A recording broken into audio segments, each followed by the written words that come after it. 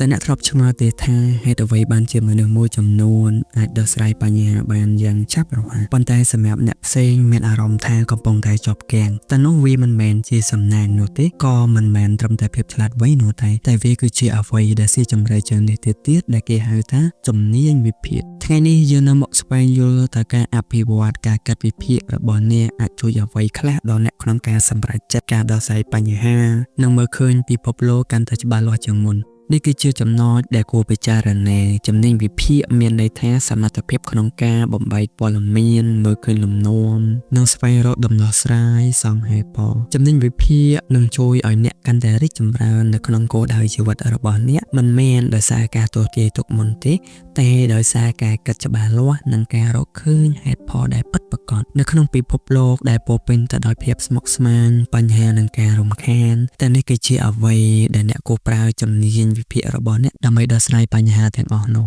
ឥឡូវនេះសាកមើលស្ថានភាពមួយនេះសុភាធ្វើការផ្នែកទីផ្សារក្នុងរយៈពេល 1 ខែការលក់របស់នាងបានធ្លាក់ចុះភ្លាម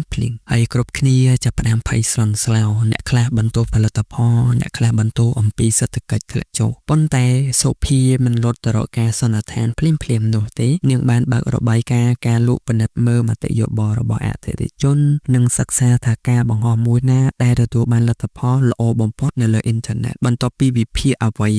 ទាំងអស់នាងក៏បានដឹងរឿងដ៏សាមញ្ញមួយថា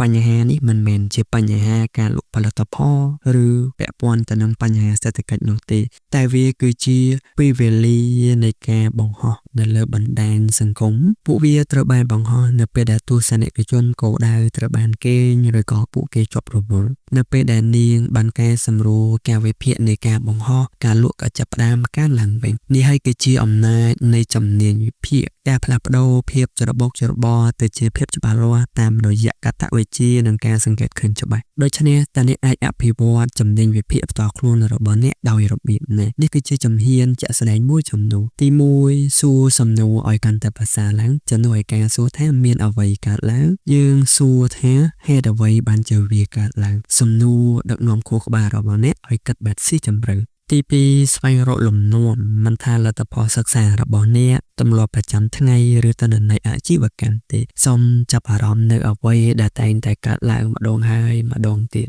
លំនាំគឺជាតម្រុយដែលនាំដល់ការសម្រេចចិត្តបានកាន់តែល្អប្រសើរឡើងទី3បំបែកការពិតចេញពីអារម្មណ៍ការវិភាគអ្វីមួយសូមផ្អែកអារម្មណ៍របស់អ្នកមើលទៅលើតួលេខភ័ក្តិតតាំងនិងភាពពិតមិនមែនត្រឹមតែមតិយោបល់របស់អ្នកប៉ុណ្ណោះទេទី4ពិចារណាឡើងវិញបន្ទាប់ពីមានកំហុសម្ដងរួចមកហើយកុំគ្រាន់តែបន្តទៅមុខនៅពេលអ្វីមួយបរាជ័យចូលសួរខ្លួនឯងថាតើមានអ្វីខុសតើខ្ញុំអាចរៀនអ្វីពីបញ្ហាទាំងអស់នេះនោះហើយគឺជា